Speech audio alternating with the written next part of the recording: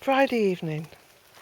I wrote a blog this morning about developing a woodland from zero. So, very much a permaculture woodland. So what I thought I'd do is take you around the garden so you can get a good overall view of the woodland and how it's actually come on over the past 12 years. It was started, I suppose, at the end of 2004. This looks a bit sparse here because I've been clearing it back this morning. The actual hedge was taken over the driveway, and as you can see, it's a glorious hedge because it's fuchsia. Not a lot of countries can boast this, the fact that the fuchsia will grow like small trees. So this is just the top of the driveway. So we'll walk down the driveway, we'll go down towards the bottom, and then we'll walk into the woodland from there. Now when I say woodland, the cottage originally sort of nestled into a rushy field, and was very exposed. The site was very exposed, so it's very windy, very cold, very almost uninhabitable looking. So that's changed quite dramatically, as you can see. It's now become a very desirable dwelling, and it is really, Mother Nature that's made it this way, because if you look, I haven't changed the cottage at all other than take off the concrete porch and put on a wooden porch. Everything else is to do with colour and plants.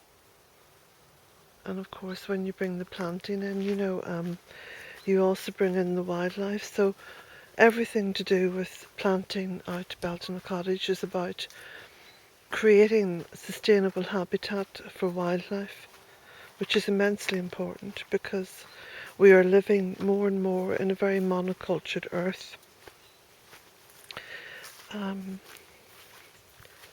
Monoculture in that we have given virtually all of the land here in Ireland over to grazing animals.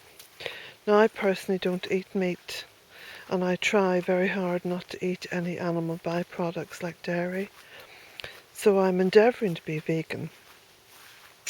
But the bottom line is I don't eat meat, so if I was to rely upon food grown here in Ireland for my needs, I'd probably be one of a lot of people who would starve because, like I say, the land is very much just given over to grazing animals. So we can peek through here and see.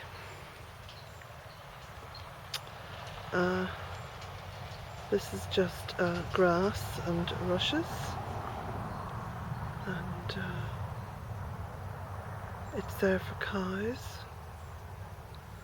And of course the EU subsidises the growing of cows, the growing of meat.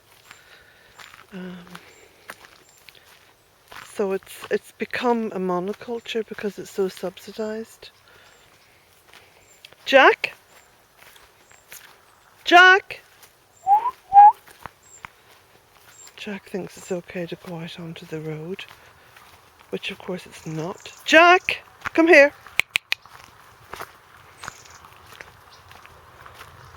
So I'm just going to go down here and call Jack in and close the gate. Come on, Jack! Up here, come on, come on! Jack! Get up here. He can be a bit bold sometimes because he just loves those cars. Come on, in you come. In you come. That's it. Come here. Jack, come here. That's it. So we'll close the gate. And this is the entrance to Bealtaine Cottage. Lots of planting. There's some nice berries up there. So we'll walk in this way and we'll go in by the side of the pond. Look at Jack looking at the cars. He could just sit and car watch all day. Now, one of the things that's very discernible to visitors is that to stand here on the driveway, which goes up along the right hand side of my land, and over towards my right here, there's virtually no sound of life. And in here, of course, lots and lots of birds, and you can hear them.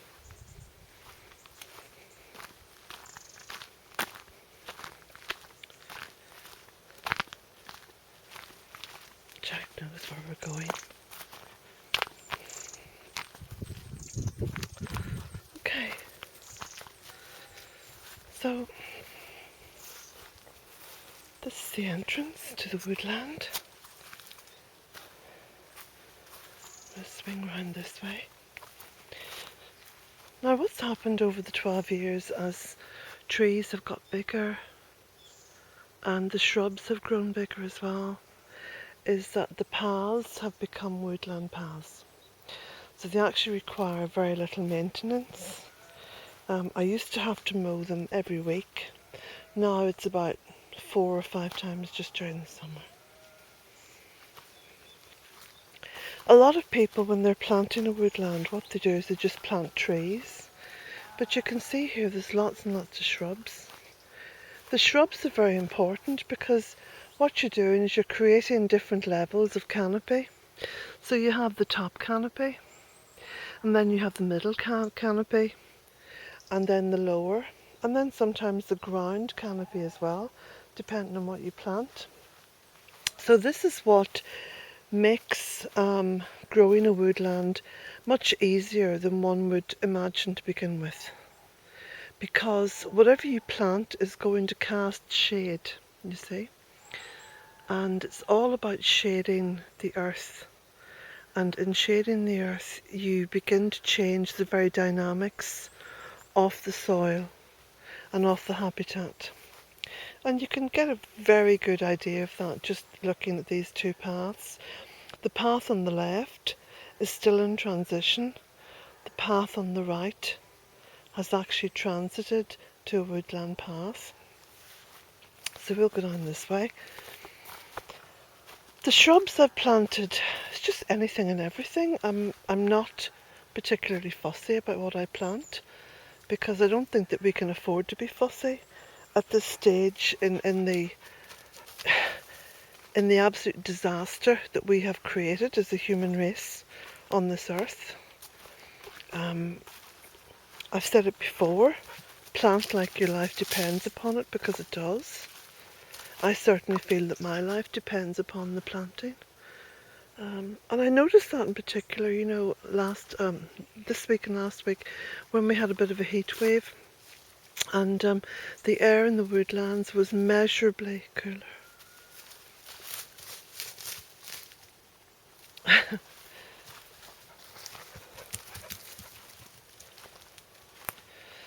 So now we're just traversing what would have been described as very wet land, sort of boggy land.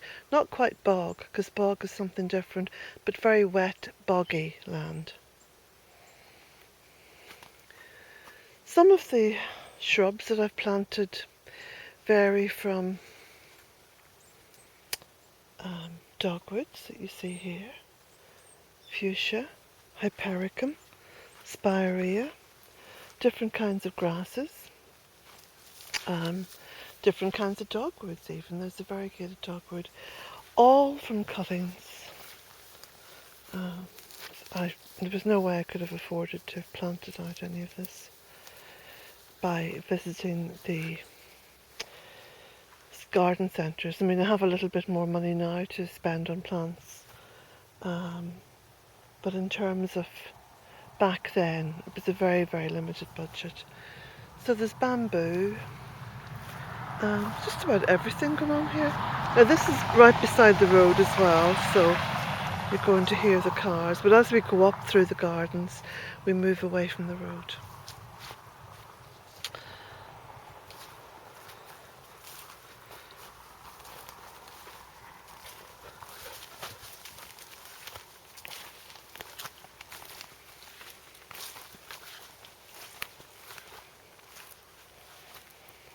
Now, of course, I'm continuing to plant, although, to be realistic, I've run out of space. I would dearly love to be able to buy a few more acres nearby, so I could continue planting, because I'm still growing trees,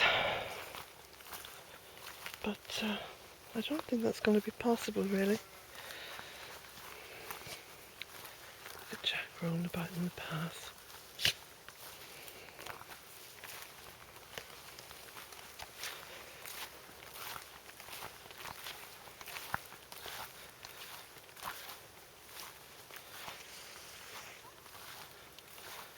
There's lots of beautiful meadowsweet out at the moment, and it really does smell heavenly. Beautiful.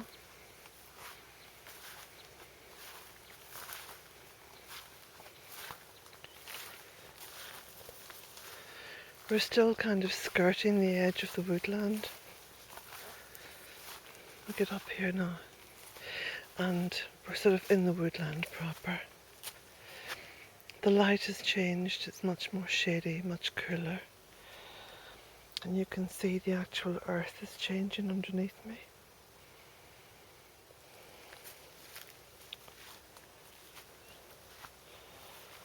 You can see from the grass growing through the chairs, I've had little time to come down here and sit thus far.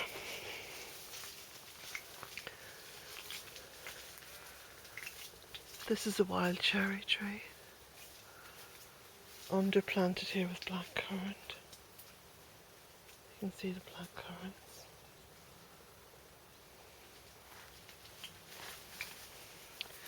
In here, just on the outer edge, planted lots of hazel.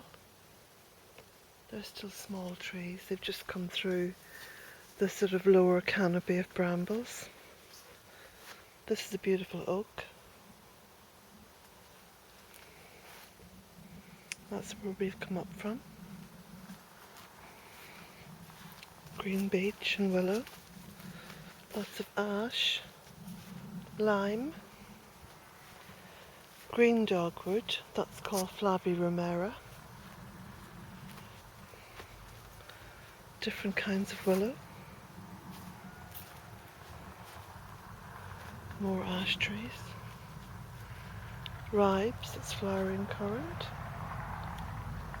Fuchsia, struggling a little bit there in the shade.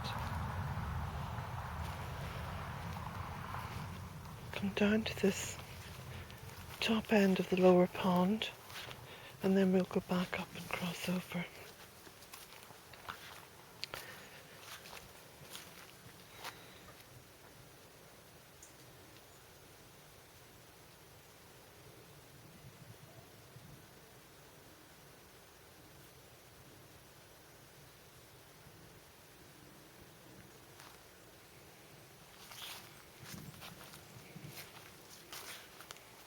We might cross over here instead.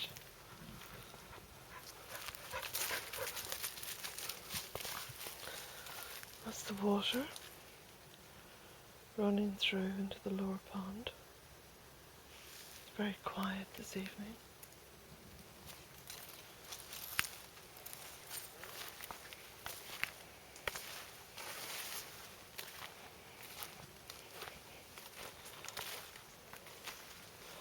So what we do, we'll go out this way. This takes us back to the drive.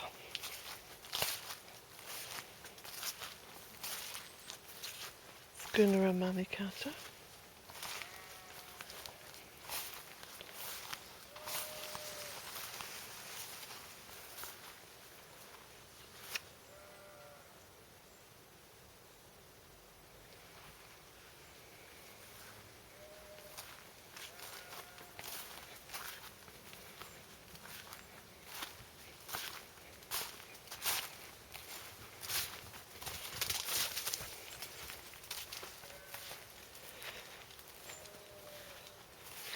We'll come out here and then go back in.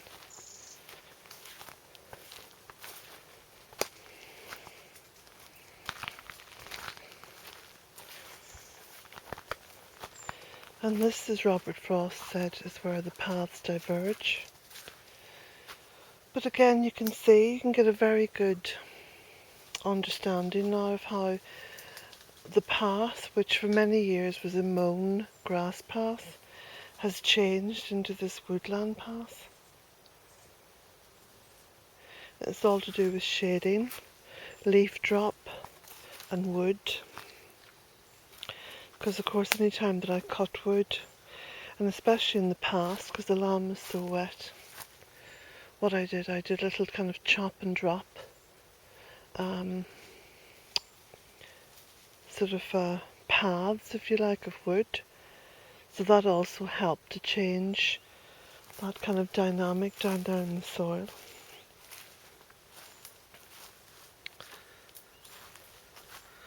This is larch. Scots pine. Ivy hanging down here. Holly in there. Wild woodbine. That's honeysuckle. Bamboo. Bamboo makes a great biomass in terms of, again, trying to build up soil. So you can actually harvest the bamboo and put it through the electric shredder, the garden shredder.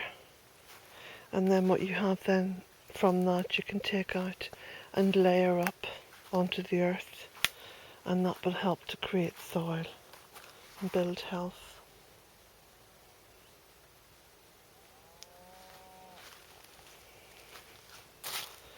This bank of earth originally came from digging out the ponds.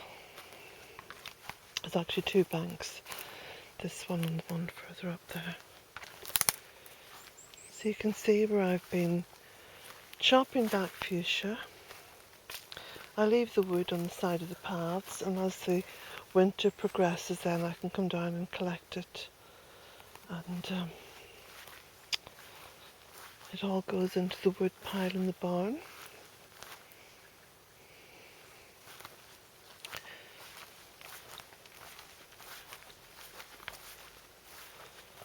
Another little shrub here, that's Hypericum. Euphorbia. Black willow. Quince, there's quince there growing.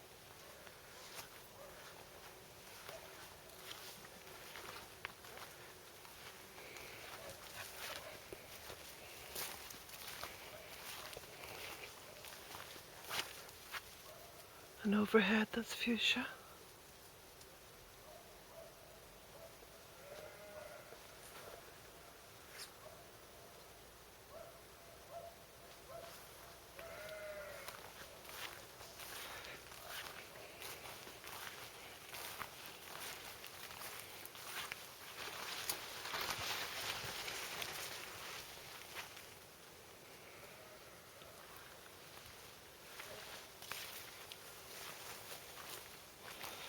This is still quite a boggy little bit down here.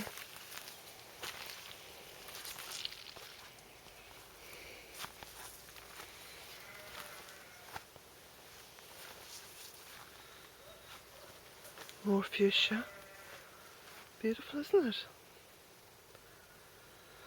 So that's forming sort of heavy canopies overhead. The scent is just beautiful.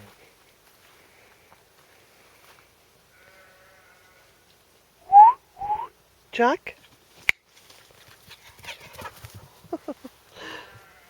Just to run around. Lots of nice big ferns here. More ferns. Wild woodbine. It's honeysuckle.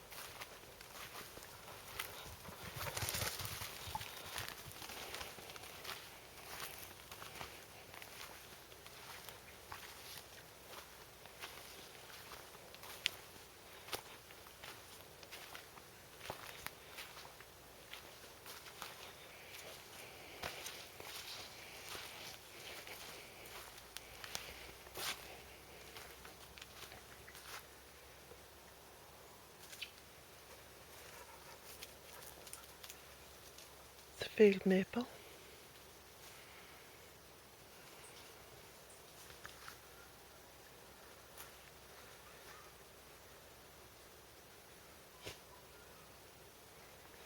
Bedrock.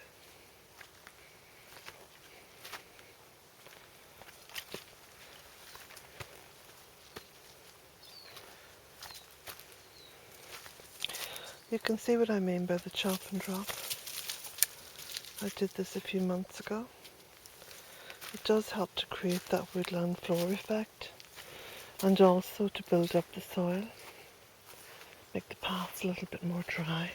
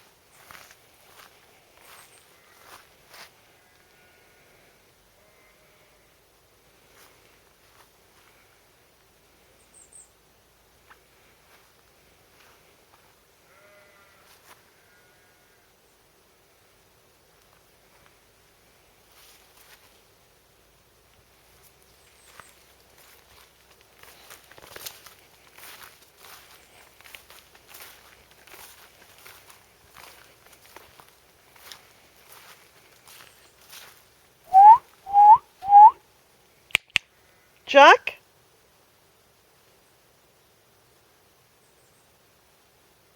Jack?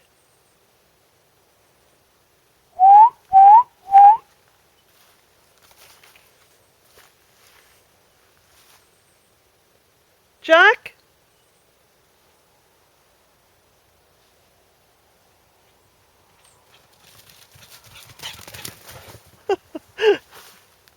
I think he plays this as a kind of a game. He's a very heavy, quite big dog, so I have to sort of pull myself in when I see him running like that, because he could quite easily knock me over.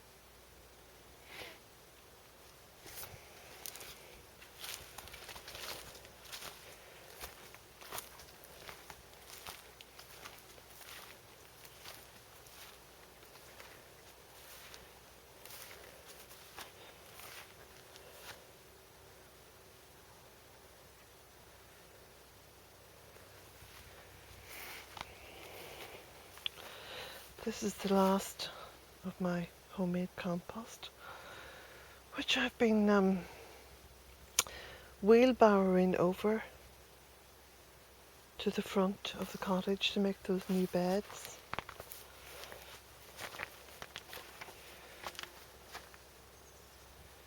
There's a new compost heap there.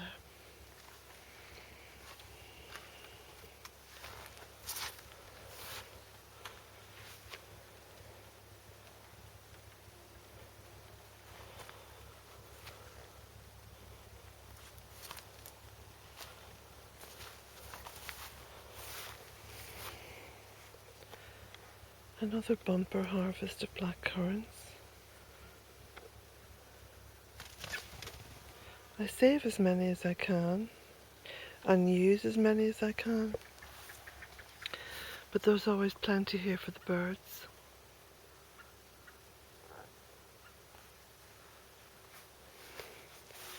Also lots of raspberries,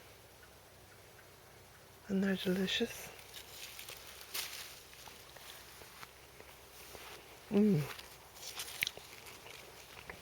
That one.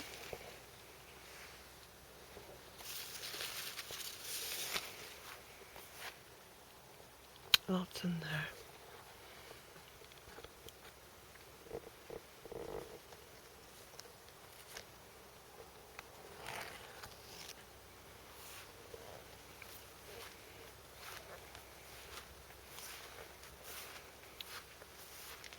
And apples, they're coming along nicely.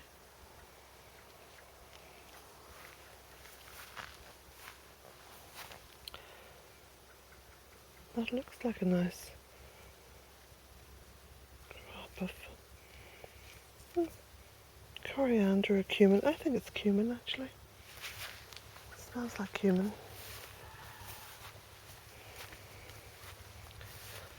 That's more black currants.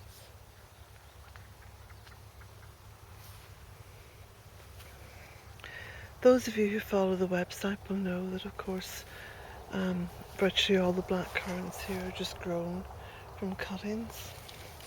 They grow very easily from cuttings. And the most delicious black currants.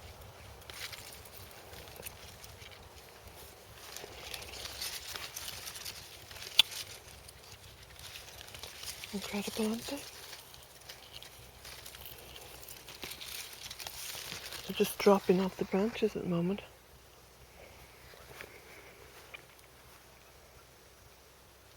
Lots of jostaberries as well.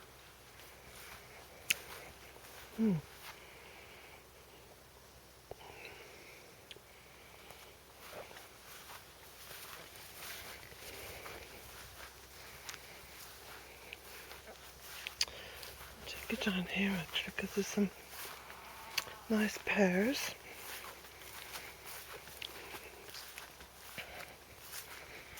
There we go.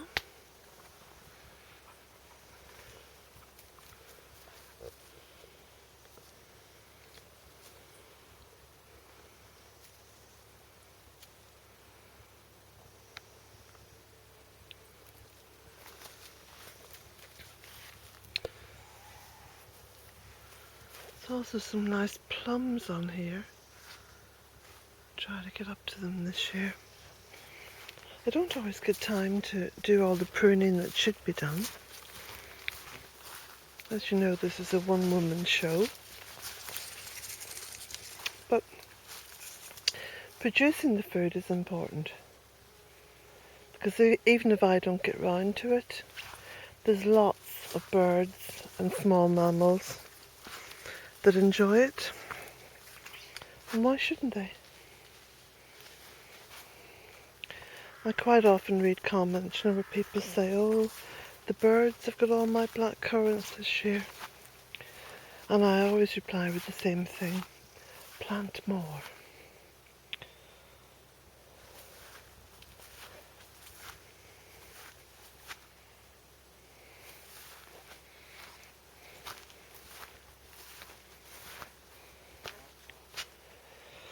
Now, there's still some more of this Bealtaine Cottage woodland to show you. It does seem to go on, kind of gets deeper each year. I think that's because the trees are growing taller, their girths are getting wider, and they just seem to have more power in the garden, I suppose. Lots of little mushrooms down there.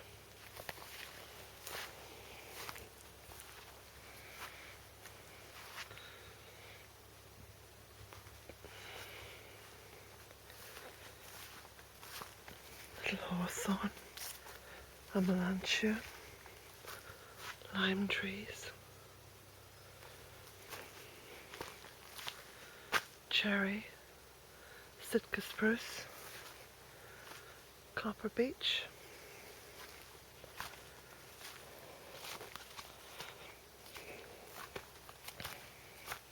call Jack again. Oh, there he is.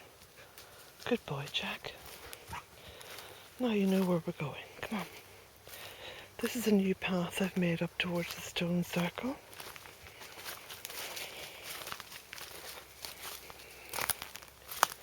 And up here there's more fruit trees. There's a pear.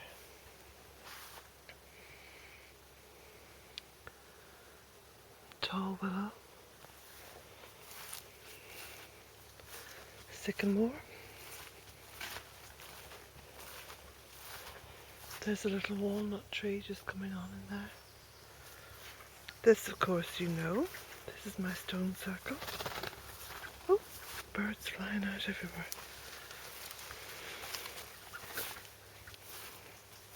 Yes, I know that looks rather opulent, but that wasn't me sitting in here.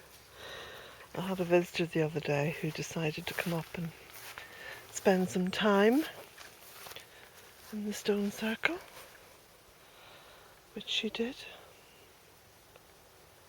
facing into the west.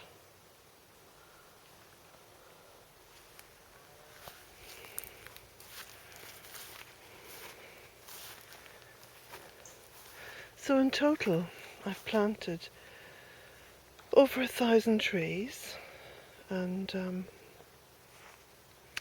probably an equal amount of shrubs, if not more. So the land, as you can see, is looking quite healthy and full of vitality. And when I first started this project, the Bealtaine Cottage project, I was already convinced that there was no such thing as poor land. And I really get quite cross with people who say, oh, but that's poor land. You can't do anything with that. I don't think there's any such thing as poor land. There was never any such thing as poor land. Because within the sphere that we call Mother Earth, every little bit of land has an importance. And what we've done since the beginning of the petrochemical age, or the oil age, or the gas age, we've had this extractive mentality, which is all about extracting the most from Mother Earth and giving nothing back, and only keeping things alive to the point where we can harvest them, and not thinking beyond that. So, for example, within the monoculture setting of present-day agriculture, you only put out enough to create a harvest for that year. So you're not actually putting anything into the bank of Mother Earth. Now this is actually shameful, but not just shameful, but stupid. Because the only growing investment you're ever going to get is here on this planet. 12 years ago it was just rushes and monoculture. There was no shelter, there was no regeneration, there was no vital fertility that was capable of regenerating itself. It was a sorry state. The land was bereft. But just look at the edge of this land now. This is just the edge, okay? This is sort of the wild edge. So here in this wild edge, which I encourage, look at the blackberries, which are all coming on here. There's slow berries on the blackthorn. See, there's lots of blackberries here. And then where I've planted, look at that tree growing up there. That's a sweet chestnut tree. Who would have known that that grows so easily and readily here in Ireland on what the EU have designated as poor land? I've only got one word to say to the EU. Bollocks. I don't apologise for that, because most of those in the EU are adorned with those. And they haven't a clue. They really haven't a clue. The Common Agricultural Policy has almost devastated this country. Did you know that part of the Common Agricultural Policy, when first taken up by Ireland, was this fabulous idea by the EU to get rid of the hedgerows and make the fields bigger?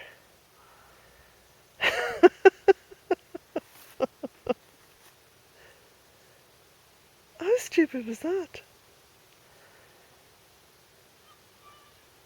You don't have fertility on a bigger field. You just have more land that you've got to put chemical fertiliser down on. But this video is not about the EU. And if I actually start on that subject, my blood pressure will skyrocket. And I'll have to sit and loll about inside the stone circle until I recover. So I'm not going there, okay? Anyway, look, you can see for yourself. Look at the fertility around here. I mean, you know. Poor land, my arse. There's so many stupid people. Stupid people who are making all these plans and rules and laws. They think they know everything. They're not out on the land. They know nothing. If any one of them in Brussels had have taken on this project 12 years ago, well, they wouldn't have. They'd have just put a big stamp on the paper and said, poor land, plant it with monoculture Sitka spruce forestry, because that way it'll make some money. So they don't look upon the land as sacred, to be cherished, to be nourished. It's taken Mother Earth thousands and thousands and thousands of years to evolve a species like us. I agree with James Lovelock that we were evolved to be caretakers of the earth. I mean, he doesn't actually put it in those words, but that's the inference from reading his books. I understand that, I get that, because I have the power of speech and I try to be an advocate for Mother Earth. And I do communicate with her because I'm here interacting with her.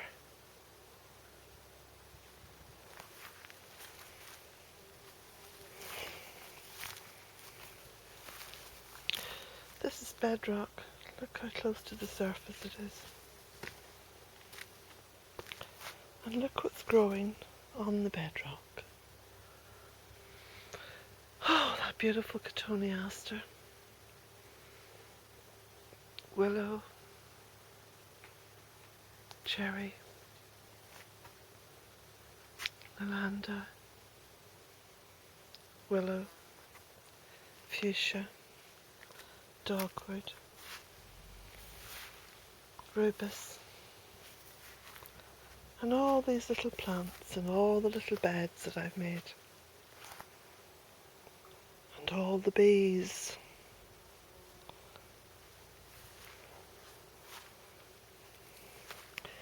If there was nothing else in this garden benefiting from it but bees, I would be happy. But look, there's a little creature that's benefiting from it, because you know what he's playing with over there? Catnip. Look, he's got a big load of catnip. He's getting as high as a kite. And if I go over there and try to take that catnip off him, he'll bite me. It's funny. I can see you, Sammy Bear. Sammy Bearkin. Oh yes, you're meowing now. You bad boy, don't come near me. Oh, stop it. If I even try and touch him now, he'd probably bite me. You bad boy, Sammy.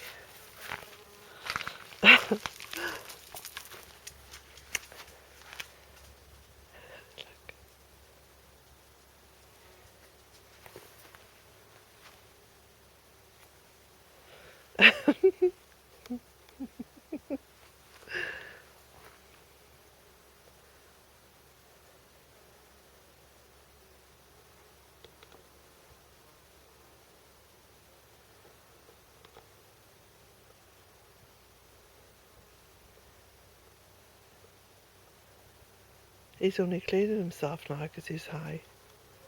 He doesn't normally bother. He's a dirty little wretch at the best of times. Oh, Sammy, you make me laugh.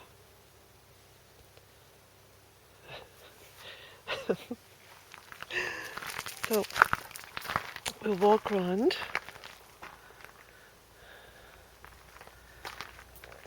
As you see, I've been clearing the side garden there. Just cutting back. It's been a mammoth task, but it's all chop and drop, or it goes into the shredder. It all goes to building up more soil. Oh, look who's following me. It's the bad boy. It's the bad bearkin. He doesn't even bother cleaning round his hindquarters. Look, all the spurs got matted. He expects me to comb him.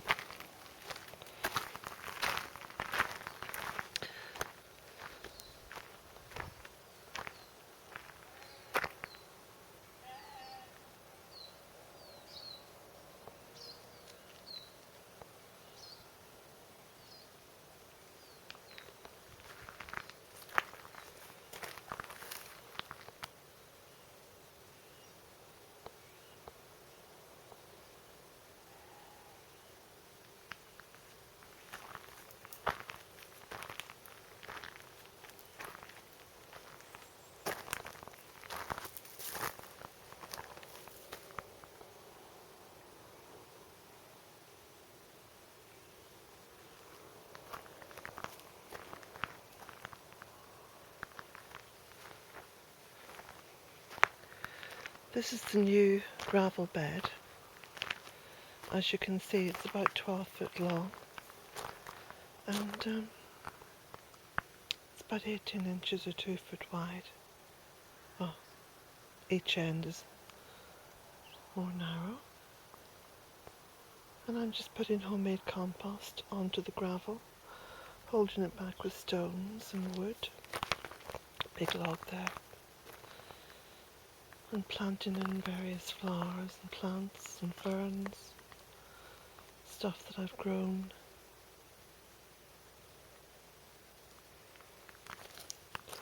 This is more of a kind of a woodland garden bed. And I'm doing something similar here on this side.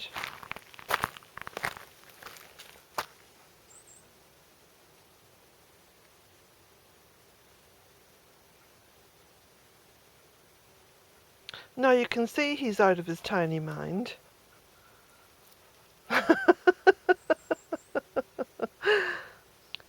Sammy Birkin. Bad Birkin. Yeah, you're a bad Birkin.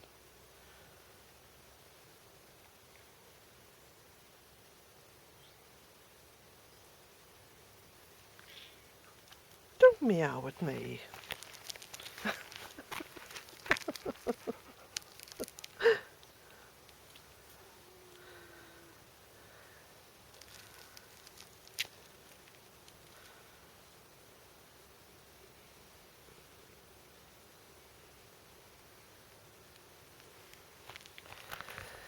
So this is the other half of my little woodland garden that I'm creating.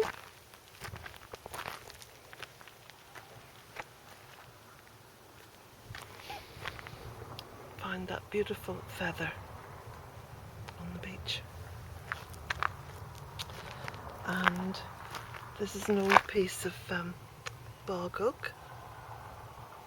And then this old window comes from Kilronan Castle. Isn't it beautiful?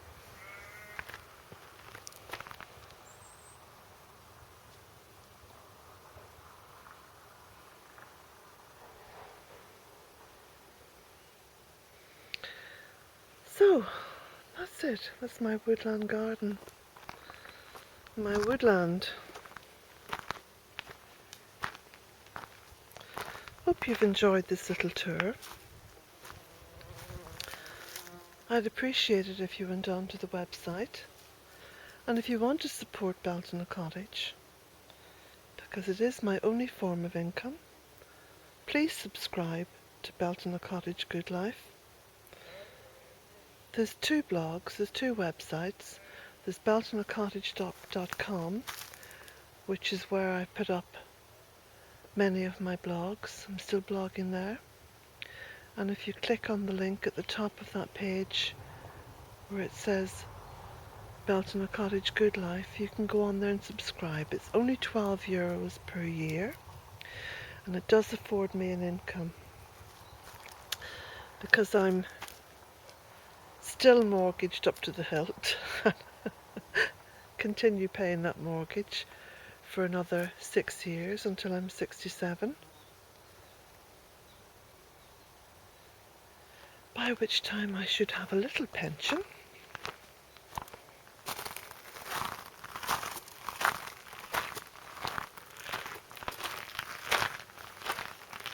I hope you've enjoyed this garden visit and this extra long video, which is now getting on for 52 minutes.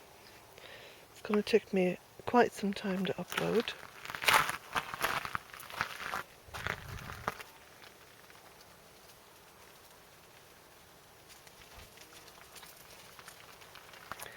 Enjoy the weekend, everyone.